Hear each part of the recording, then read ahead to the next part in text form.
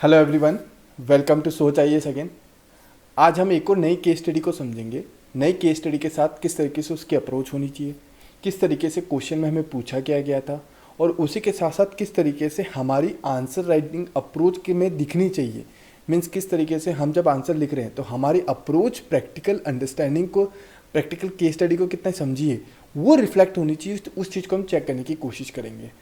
ये बेसिकली हमारा 2018 के पेपर का क्वेश्चन नंबर 8 है जो हमने पिक किया है। इससे पहले हम पुराने पेपर्स के कई सारी केस स्टडीज़ को सॉल्व कर चुके हैं, जिसके अंदर हम प्रैक्टिकल अप्रोच को समझते हुए आंसर राइटिंग को समझते हैं कहीं ना कहीं। राइट, चलिए शुरू करने से पहले एक कोट को जैसे हम हमेशा लेते हैं उसे समझने की कोशिश करते हैं। It is not enough to win a war, it is more important to organise the peace. किस तरीके से एरिस्टोटल के द्वारा, जो अपनी ग्रीक फिलोसॉफी के अंदर सबसे बड़े पर्सन रहे हैं, एक थिंकर रहे हैं, जिन्होंने काफ़ी सारी फिलोसॉफीज़ दी हैं लाइफ को लेके, गवर्नमेंट्स को लेके, या किस तरीके से गवर्नमेंट की अप्रोच होनी चाहिए किसी चीज़ को लेके, उस चीज़ को लेके, या इंडिविजुअल लेवल पे किस तरीके पर्सन की लाइफ हो सकती है, किस तरीके से वो मोर बेटर अंडरस्टैंडिंग डेवलप करने का काम करते हैं, उनको लेके इन्होंने टॉपिक दिया था। एरिस्टोटल हमारे सिलेबस में भी है, इनको भी हमें पढ़ना है थोड़ा बहुत। राइट, इन्होंने जैसे कोट दिया था, it is not enough to win a war. अगर आप किसी से फाइट कर रहे हैं, लड़ाई कर रहे हैं, और लड़ाई करते समय जीत जाते हैं, वो हमेशा इंपॉर्टेंट नहीं रहेगा कहीं ना कहीं। It is more important to organise the peace. किस तरीके से अगर आप कोई लड़ाई में देखते हुए उसे जीत नहीं रहे, उसे शांति से सेटलमेंट कर रहे हैं, या शांति से हम देख सकते हैं कि पीस मेंटेन करने का काम कर रहे हैं, तो वो मोर इम्पॉर्टेंट होगा as compare to winning a war. तो किस तरीके से हमारे सिविल सर्वेंट के लाइफ में देखें, या किसी एडमिनिस्ट्रेशन की लाइफ में, इंडिविजुअल की लाइफ में, गवर्नमेंट की गवर्नेंस की लाइफ में, सबसे इम्पॉर्टेंट यही चीज़ होती है कहीं ना कहीं। हमेशा हमें सिचुएशनली न्यूट्रल रहते हुए ऑर्गेनाइज द पीस। किस तरीके से मेन इंपॉर्टेंट चीज़ क्या है, पीस को कैसे ऑर्गेनाइज करें उस पर फोकस करना चाहिए, not too important to win a war. हम ईगो में आके, हमारे सेल्फ एस्टीम को लेते हुए, एंगर को लेते हुए हम कई बार लड़ाई जीतने की कोशिश करते हैं, बट हमेशा इंपॉर्टेंट सबसे ज़्यादा इनके हिसाब से यही है, जो पर्सन इन सबको ध्यान में रखते हुए लेकिन ऑर्गेनाइज द पीस, पीस को शांति कायम करने का काम करे सोसाइटी में। राइट, तो ये बेसिक सा एरिस्टोटल का एक कोट था जो हमें दिया गया था और उनके द्वारा दिया गया था, जो हमें हमारी आंसर राइटिंग में भी केस स्टडी को कैसे हम लिखते हैं उसे भी समझाने का काम करता है। क्योंकि केस स्टडी में हमें हमेशा न्यूट्रल रहते हुए आंसर लिखने, पीस मेंटेन करते हुए सोल्यूशंस देने कहीं ना कहीं, ना कि कोई एग्रेसिव होते हुए या फिर कोई भड़काव वाले उस टाइप के। राइट, चलिए यहाँ पे अगर आपको स्पीड स्लो लग रही हो किसी भी केस स्टडीज़ की, या फिर किसी भी कंटेंट को लेते हुए, या फिर इसी के कंटेंट को लेते हुए, क्वेश्चन नंबर 8 को लेते हुए, तो आप 2x या 1.5x पे भी इसको देख सकते हैं इजीली। राइट, चलिए क्वेश्चन क्या दिया गया था। As a senior officer in the ministry, you have access to important policy decision and upcoming big announcements such as road construction project before they are notified in the public domain। आप as a senior officer हैं किसी ministry के अंदर। Right, वो ministry का main आप जो एक ओहदा है, या फिर हम बोल सकते हैं एक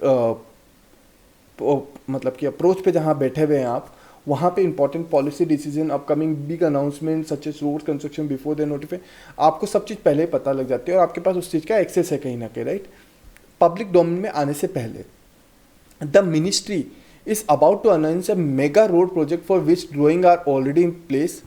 किस तरीके से वहाँ पे हम देख सकते हैं कि मेगा प्रोजेक्ट एक मिनिस्ट्री अप्रोच करने जा रही है, लगाने जा रही, जिसकी ऑलरेडी ड्राइंग मतलब कि नक्शे और ये सब बन चुके हैं कहीं ना कहीं। Sufficient care was taken by the planners to make sure use of government land with the minimum land acquisition from private parties. Compensation rate for private parties are also finalized as per government rules. Care was also taken to minimize deforestation. Once the project is announced, it is expected that there will be huge spurt in real estate prices in around and that area. बहुत basic case study है, बहुत practical case study है, जहाँ पे हम आज के समय में देखते हैं अगर कहीं नक्शा बनता है गवर्नमेंट अप्रोच के तौर पे, कहीं वहाँ पे हम देखते हैं कि रोड्स बना रही है तो प्राइवेट प्रॉपर्टीज़ को अप्रोच करती है, किस तरीके से प्राइवेट चीज़ों को एक्वायर करती है। नो, यहाँ पे इन्होंने बोला है कि किस तरीके से गवर्नमेंट मिनिमम लैंड एक्वायजेशन कर रही है। गवर्नमेंट क्या करनी है, लैंड एक्वायजेशन मिनिमम रखना चाहती है प्राइवेट पार्टी से, और किस तरीके से अगर उनके साथ समझौता भी करती है, एक्वायर भी करती है, तो वहाँ पे प्राइवेट पार्टीज़ को क्या देगी, कंपनसेशन देगी। कंपनसेशन मतलब उनका हिस्सा, उनकी रेट्स वेट सब गवर्नमेंट रूल्स के अकॉर्डिंग फाइनलाइज हो चुकी है। मिनिमम डिफॉरेस्टेशन भी करेगी, किस तरीके से कम पेड़ कटे एंड एवरीथिंग, उस सब का भी ध्यान करते हुए इस प्रोजेक्ट को अनाउंस करने की कोशिश की जा रही है, राइट। अब जैसे ही प्रोजेक्ट अनाउंस होता है तो ऑब्वियस ही बात है उसके सराउंडिंग में रियल एस्टेट की वैल्यूज बहुत डिपेंडेंसली चेंज होती है कहीं ना कहीं। Meanwhile, the minister concerned insists that you rearrange the road in such a way that it come closer to this 20-acre farmhouse. He also suggested that he would facilitate the purchase of big plot of land in your wife name at the prevailing rate, which is nominally in and around the proposal of mega road project. अब यहाँ पे XYZ कोई minister का नाम नहीं दिया गया है, ना मिनिस्टर किस उपाधि पे या किस पोस्ट पे है उसका भी कोई कंसर्न बताया नहीं गया। यहाँ पे सिंपल बोला गया किसी मिनिस्टर ने आपको इंसिस्ट किया है, क्योंकि आप एक एक्चुअल पोजीशन पे बैठे हैं कहीं सीनियर ऑफिसर के तौर पे मिनिस्ट्री में, तो आपको अप्रोच किया गया है, किस तरीके से इंसिस्ट किया गया है कि आप हमारी जो 20 एकड़ फार्म हाउस है आप उस एरिया के अकॉर्डिंग ही रोड कट करें ताकि उनके फार्म हाउस के रेट्स भी बढ़ जाएं, एवरीथिंग इस तरह की चीज़ें हो रही है। और उसके अगेंस्ट में एक ब्राइब देने की कोशिश की, किसको, big plot exchange in the name of your wife, किस तरीके से नॉमिनल या फिर कुछ मेगा प्रोजेक्ट के तौर पे एज ए ब्राइब दे रहे हैं यहाँ पे, right. He also tries to convince you by saying that there is no harm in it as he is buying the land legally. He even promised to supplement your saving in case you do not have sufficient fund to buy the land. However, by the act of regiment, a lot of agricultural land has been acquired, thereby causing a considerable financial burden on the government. Also, displacement of the farmers. As if this is not enough, it will involve cutting down the large number of trees, denuding the areas in ground cover. Faced with this situation, what will you do? Critically examine various conflict of interest and explain what your responsibility are as a public servant.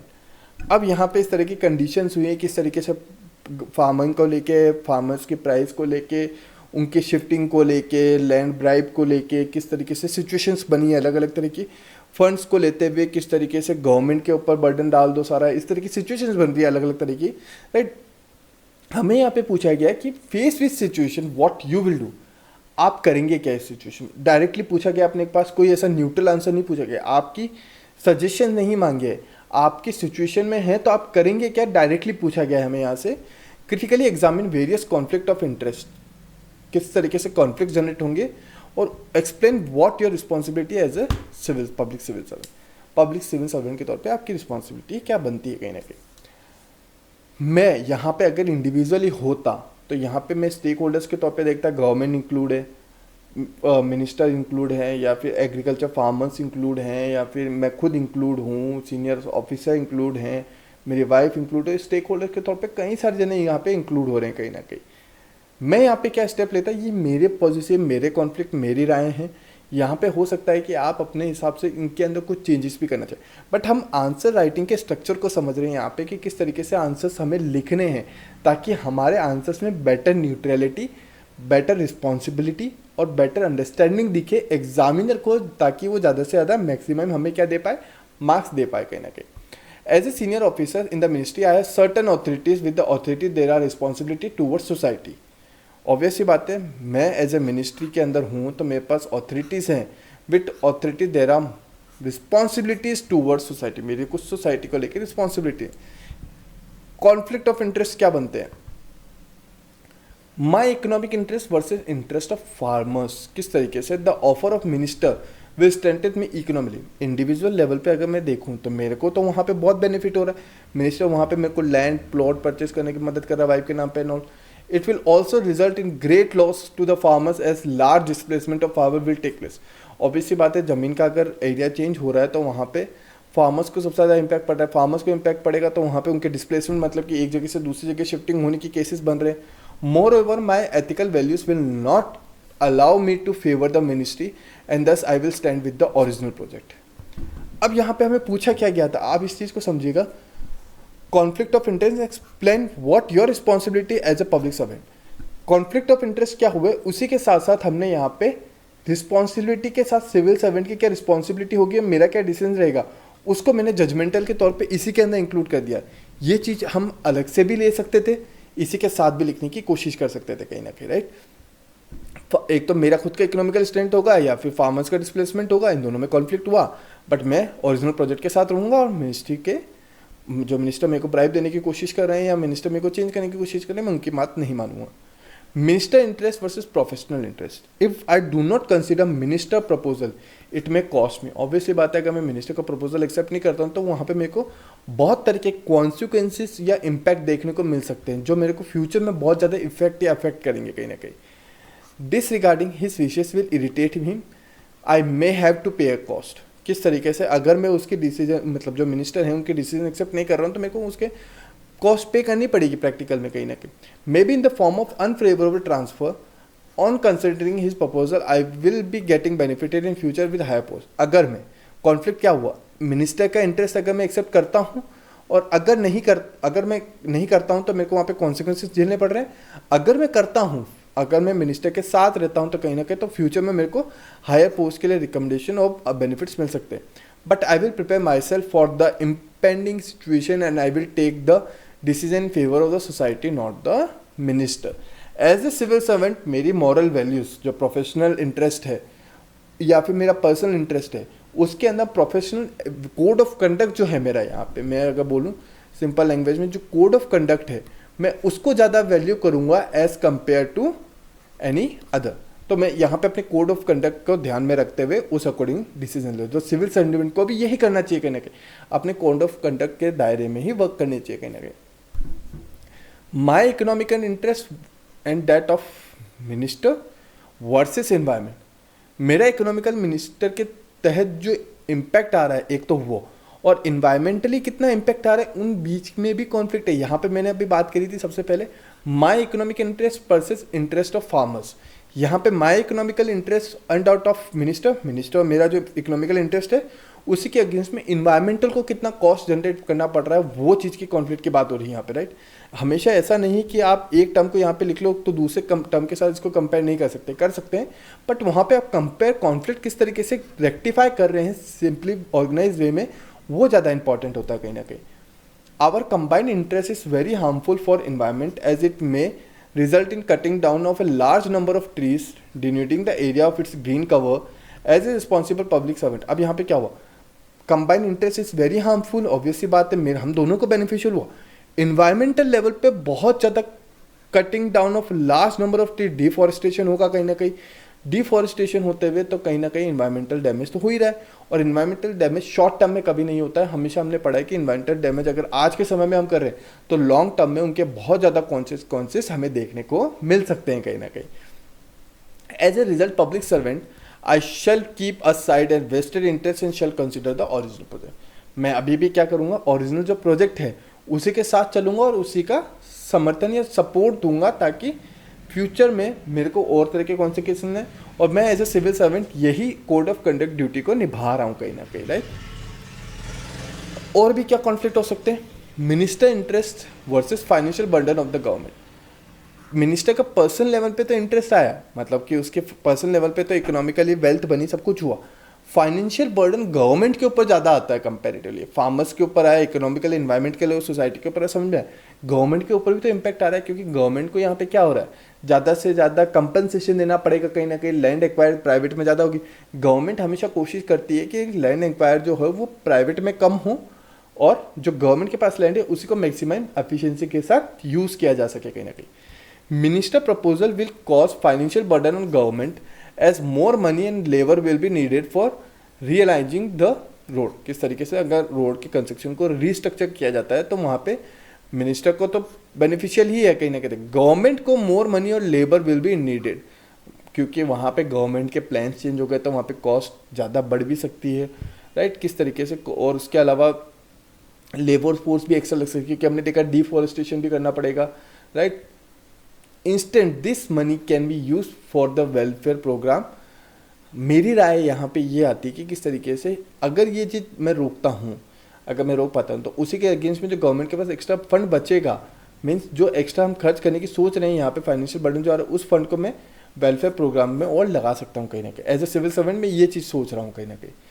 Moral conflict क्या हो सकते हैं, till now I do not have my services on moral values and with honesty and accepting the offer with drop me for my mental peace. Obvious सी बात है, moral conflict सबसे ज़्यादा generate होगा यहाँ पे। किसी इंसान की जब हम बोलते हैं दिल से कोई इच्छा नहीं हुई या दिल से किसी काम करने की वर्क करने की इच्छा नहीं हुई, तो वहाँ पे मॉरल वैल्यूज़ मॉरल कॉन्फ्लिक्ट सबसे पहले जनरेट होते हैं। क्यों? क्योंकि यहाँ पे उसकी मूल सिद्धांत उन्हीं को वो करने उस किसी काम को करने में मदद कर सकते हैं या उसको डिसएग्री भी कर सकते हैं कहीं ना कहीं। I will also degrade my values which are my pillars of strength for fulfilling my economical needs. The salary provided to me for the government is enough. किस तरीके से मैं अपनी पर्सनल लेवल पे अगर बात करूँ तो गवर्नमेंट से जो मेरे को सैलरी मिल रही है, मैं गवर्नमेंट से जो सैलरी ऑप्ट कर रहा हूँ वही मेरे लिए सबसे सफिशिएंट है। मैं अपने आप को एज ए सिविल सर्वेंट के तौर पे जस्टिफाई कर सकता हूँ अपनी मॉरल वैल्यू जो या मॉरल कॉन्फ्लिक्ट जो अपने अंदर जनरेट हो रहे हैं। Given the above situation I will ask the minister to announce.